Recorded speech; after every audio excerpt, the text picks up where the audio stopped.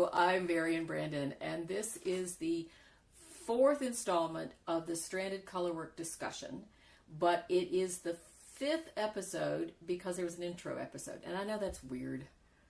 It's just the way it started, so just go with the flow. Sorry. And so this week we're going to talk about needles used, we're going to talk about casting on, and we're going to talk about various edgings and ribbings and things like that you can do with colorwork. And so, without saying much else, I think let's get started. I am holding here my needles. These are my needles. There are, I do them by number, and this is only sizes 0 through 6. These are you know, and I've still got plenty in projects I'm working on. So they are pretty much all size 24, 27, something in that range, less than 30 inches, or size 16 in lengths, fixed circulars. There's, I think, 1 or 2 interchangeables, but those were bought individually, not as a kit. Mostly because when I'm doing stranded colorwork, I'm doing it with fingering weight, which means that my needle sizes are anywhere from 0 to 4, 5 sometimes, but not much more than that.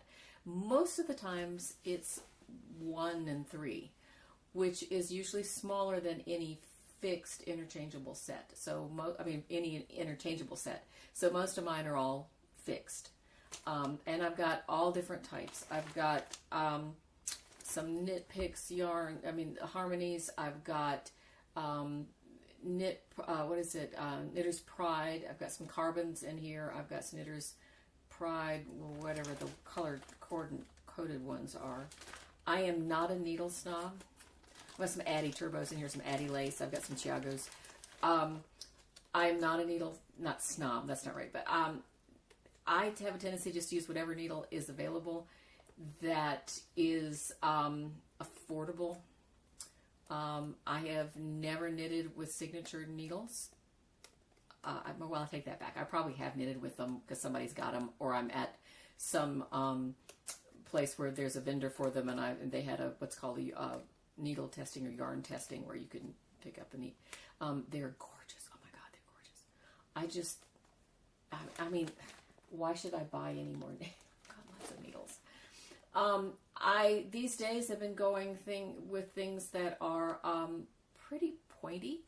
I didn't used to like them pointed, but mostly pretty pointed because I could pick up the finer yarn better that way. Everybody's different, so it's whatever you want to do. I do like a join that's smooth. I think we all would agree on that. A join that is not smooth is a pain to have it catch. So I try my best, and there are times that I have probably put too many needles on a smaller cable, and it has pulled the cable out just a little bit from the needle end, so that it catches, and it drives me nuts. But that's my own fault for putting too many needles on a probably size cable. But anyway, but that's what these are right here. So mostly a size 1 for rib and a size 3. This is in fingering weight. US. This is all US sizes. Sorry. I should tell you that. That would probably be helpful. I'm getting a needle gauge here. Let's see. And I use harder. This is one from Knit Picks. I use and they haven't paid for anything. Just so you know. I seem to like these heavy plastic. What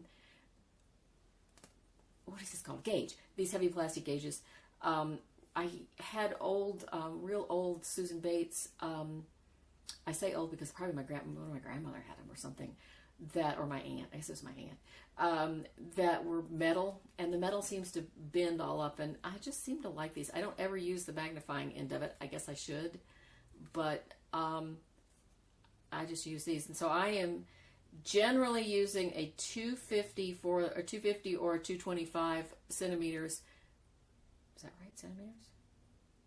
No, millimeters. Sorry, millimeters. So sorry.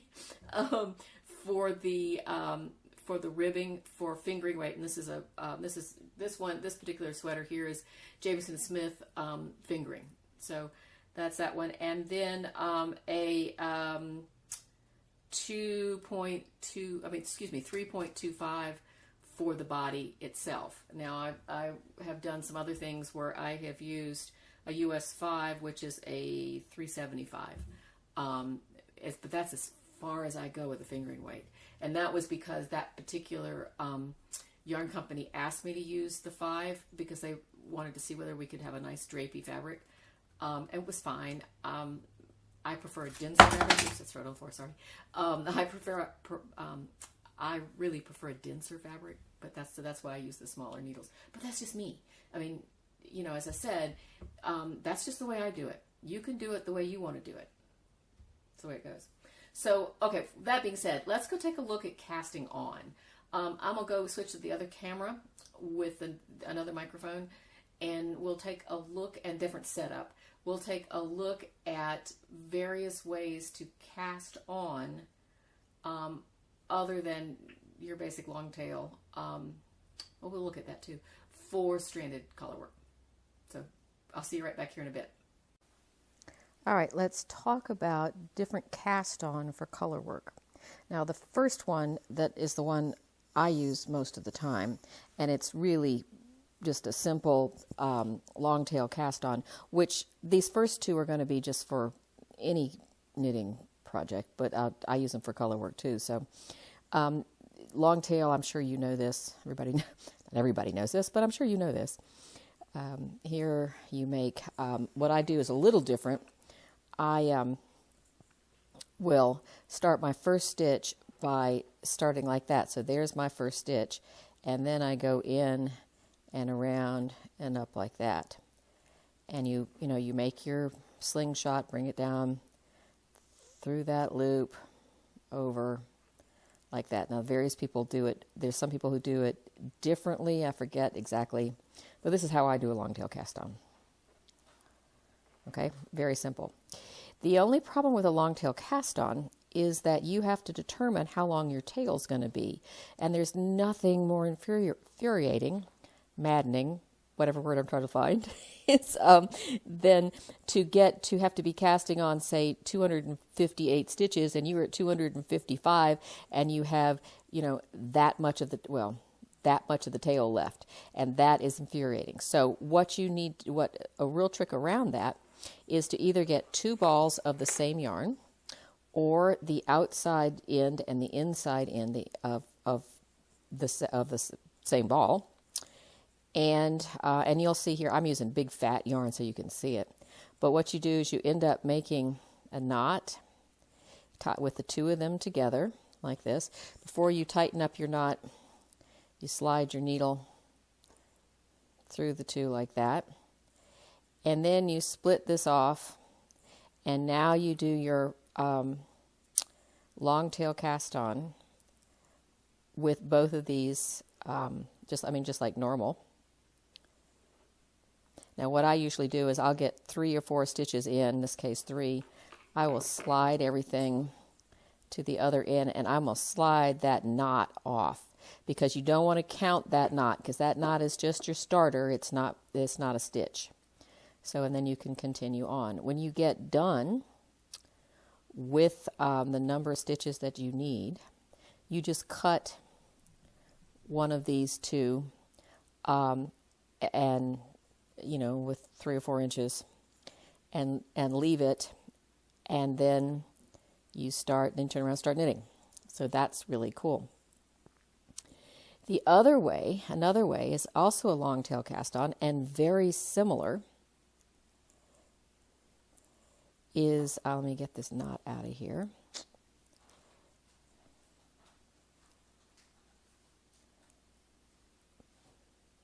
There we go. Is very similar, is if you're doing a corrugated rib to start a sweater. You do almost the exact same thing with the 2-tail long tail, except now you're doing it with 2 colors. So you do your knot just like you did. You slide the needle through, pull it tight, and now you can do your long tail in 2 colors. which I think is kind of fun. I don't use it as often as I should, but I think it's kind of fun. Is that, so you see it's like this. Now what you can do is switch the where you're holding it. See, for here, I was holding the blue, the bottom yarn, what comes along here, in my thumb, and the stitch itself goes over my index finger. If I change those, then you change what stitch is on top. So you can do that for a 2x2 rib. Let's get this out from behind you. 2x2 rib, or a 1x1 rib. Just twisting it, and just be sure that you're twisting it the same way each time. So that way you can do a 2x2 or a 1x1 rib like that. So that's pretty cool. Now, the other type of cast on is actually the one I learned first, and that is a knitted cast on. Get this out of here. Is a knitted cast on, and it is the way. I'll just pick up that one. Go away. All right, is a knitted cast on, and you start with a slip knot just like most cast on, like that.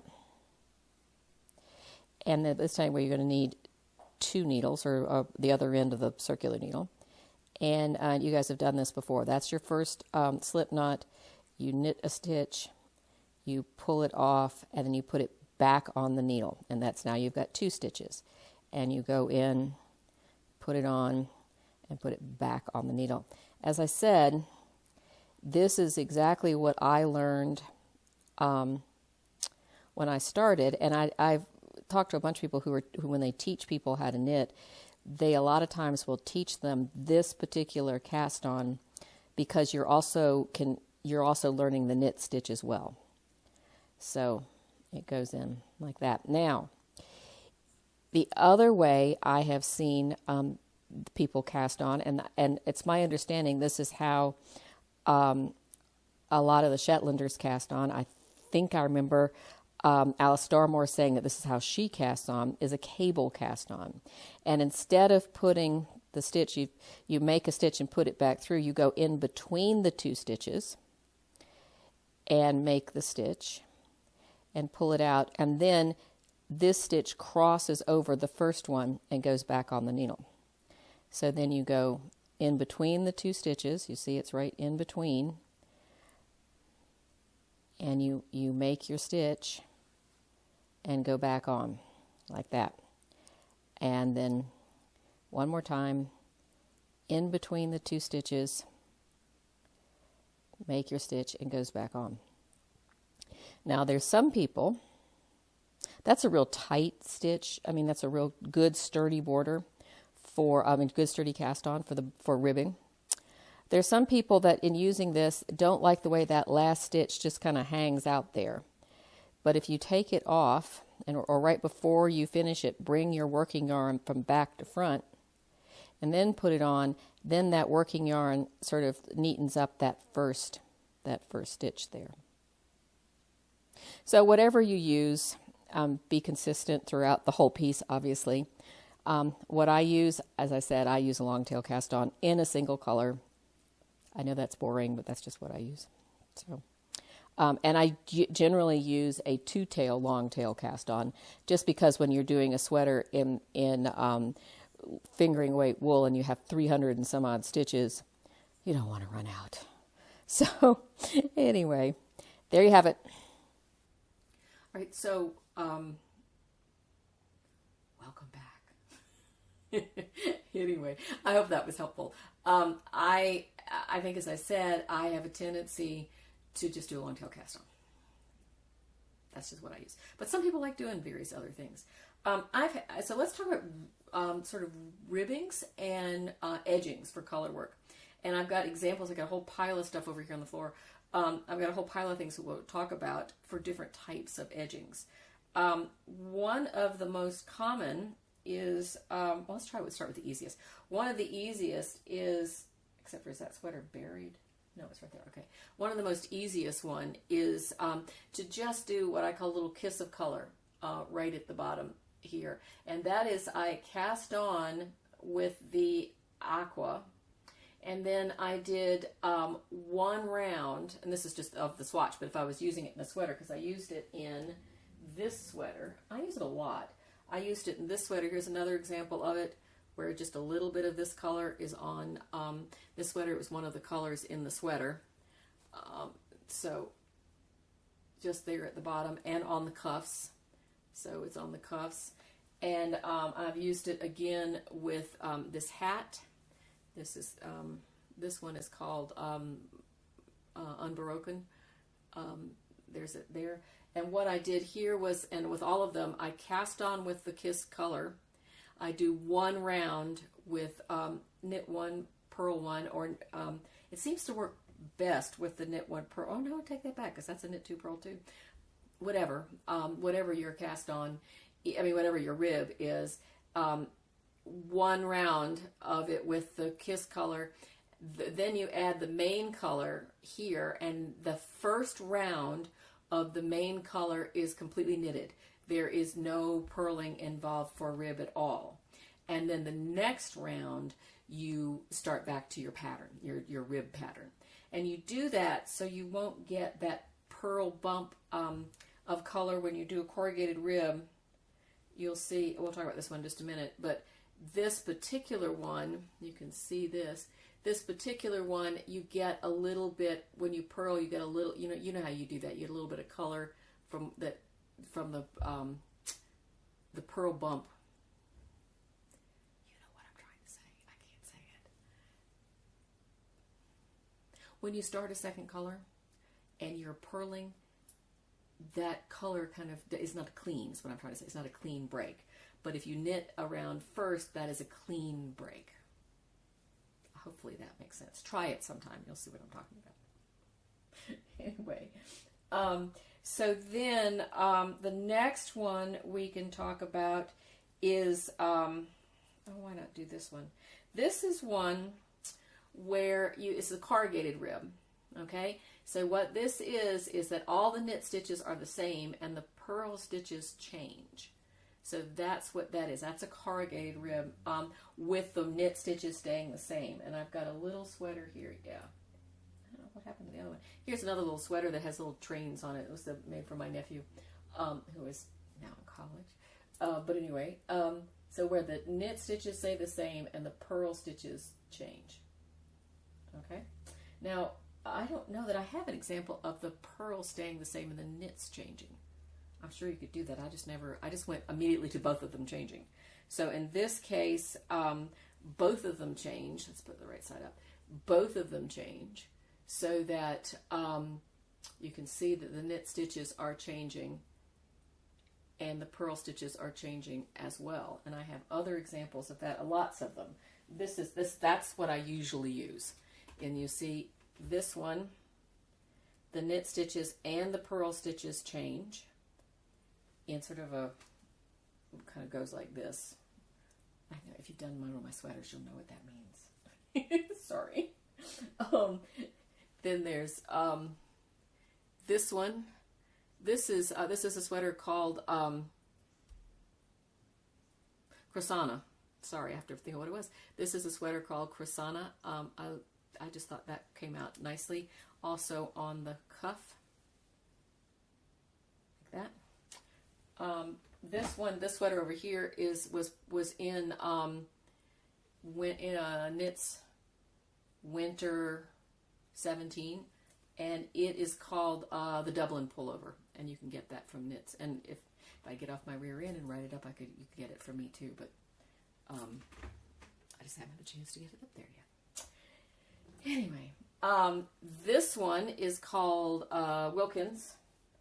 You can see, and you've probably seen this one before. This one is called Wilkins, and it has the same sort of corrugated where both the knits and the purls change. Get the hair out of the eyes. Okay, and that on the cuff as well. And I've got one more example. As I said, this is the one I use all the time. Something just fell. This is a sweater that's called Pisgah Forest, but I haven't gotten it written up yet.